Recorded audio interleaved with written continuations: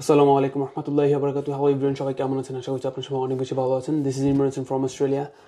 আজকে সকাল সকাল ঘুম থেকে উঠে একটা নিউজ দেখে আমি অনেক বেশি কষ্ট পেয়েছি। দ্যাটস বিকজ এই নিউজের সাথে আমাদের লাইফটা কিন্তু রিলেটেড। আমরা যারাই অস্ট্রেলিয়াতে এখন বর্তমানে আছি, যারাই উবার করতেছি, তাদের জন্য এই নিউজটা খুবই গুরুত্বপূর্ণ এবং এই নিউজটা থেকে অনেক কিছু আপনাদেরকে জানতে হবে এবং আপনাদেরকে সতর্কতার সহিত ওই কাজগুলো করতে হবে। আদারওয়াইজ আপনি আপনার জীবনকেও হারাতে পারেন। তো এই ভিডিওটি কিন্তু সংগ্রহ করা হয়েছে 7 নিউজ সিডনি থেকে।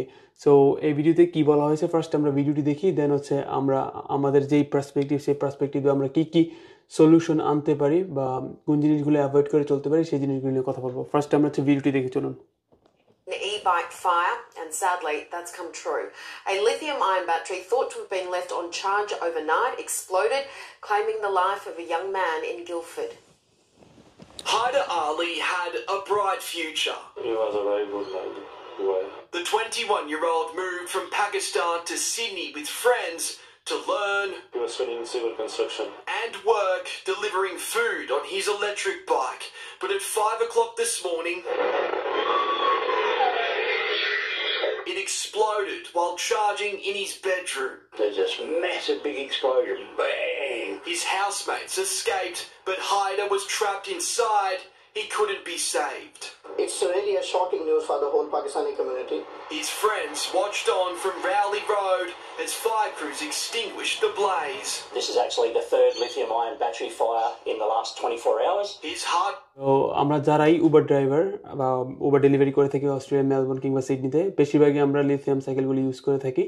সো আমরা কী করি, দিন শেষে যখন চার্জ শেষ হয়ে যায় ওইগুলোকে আমরা হচ্ছে আমাদের রুম কিংবা আমাদের ঘরের মধ্যে এনে চার্জ করি। সো দেখা যায় এক রুমের মধ্যে প্রচুর পরিমাণ আমরা উবার ড্রাইভার থাকি। মোস্ট প্রবলি এক রুমের মধ্যে আমি দেখেছি যে 4-5 জন আছে, 6-7 জন থাকে। সবাই কিন্তু সাইকেল চালায়, সবারই কিন্তু সেম ধরনের আপনার ব্যাটারি থাকে।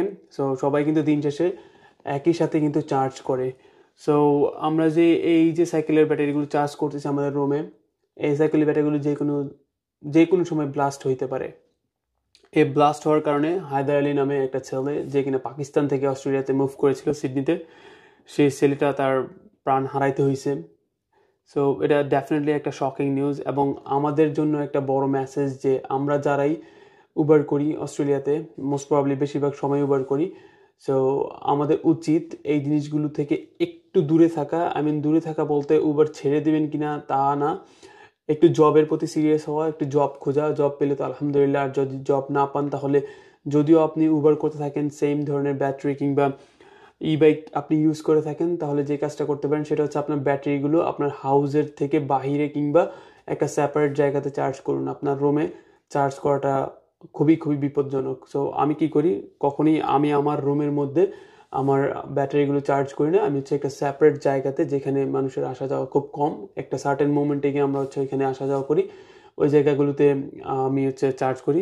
তারপর একটু রিস্ক থাকে যে আল্লাহ পাক জানি না কবে হচ্ছে কবে কি হয়ে যায় আমরা কেউই বলতে পারি না। তারপর একটু আমাদের সতর্কতা অবলম্বন করতে হবে। আমরা কি করব, এই যে ব্যাটারিগুলো আছে একটা সেফ জায়গাতে হচ্ছে চার্জ দিব, যেন পরবর্তীতে কোনো ধরনের ইনসিডেন্ট হলেও আল্লাহ যেন আমাদেরকে রক্ষা করে এই কাজ থেকে। যদি একটা উসিলা হয়তো আল্লাহ তাআলা এর মধ্যেই তার মৃত্যু লিখে রাখছিল, বাট দিন শেষে আমাদেরকেও কিন্তু আল্লাহ তাআলা বলে দিয়েছে সতর্ক থাকার জন্য। তো আমরা একটু সতর্ক থাকবো। আর ডেফিনেটলি আরও কয়েকটা জিনিস আপনাদের মাথায় রাখতে হবে, সেটা হচ্ছে আপনি যখন উবার করে বাসায় চলে আসবেন, ব্যাটারি চার্জ হওয়ার পর আপনি ব্যাটারিটা খুলে ফেলবেন। ওকে, অনেকে আমরা কি করি যে ফুল চার্জ হওয়ার পরও আমরা দিন রাত আবার হচ্ছে জাস্ট লাগিয়ে রাখি। তো এই জিনিসটা মোটেও ভালো না, ভালো দিক বয়ে আনে না। দিন শেষে হচ্ছে এটা ওভার ব্লাস্ট হইতে পারে, ওভার চার্জ হয়ে যেতে পারে। তারপরেও ওর জন্য খুবই খুবই খারাপ লাগতেছে। আল্লাহ তাআলা ওনাকে জান্নাতের সর্বোচ্চ স্থানটা দান করুক। ছেলেটা খুব অল্প বয়স, আমাদের বয়সী ছেলেটা ছিল। সো সে মারা গেল। আমি আপনাদের সবাইকে বলবো, যারা অস্ট্রেলিয়ার মেলবোর্নে উবার করেন, সবাই একটু সতর্ক থাকবেন এবং একটু জব খোঁজার চেষ্টা করেন। জব পেলে ইনশাল্লাহ এই ধরনের উবার কিংবা ইলেকট্রিক্যাল বাইসাইকেল বা এই ধরনের ইনসিডেন্ট থেকে অ্যাটলিস্ট একটু হলেও আমরা দূরে থাকতে পারি।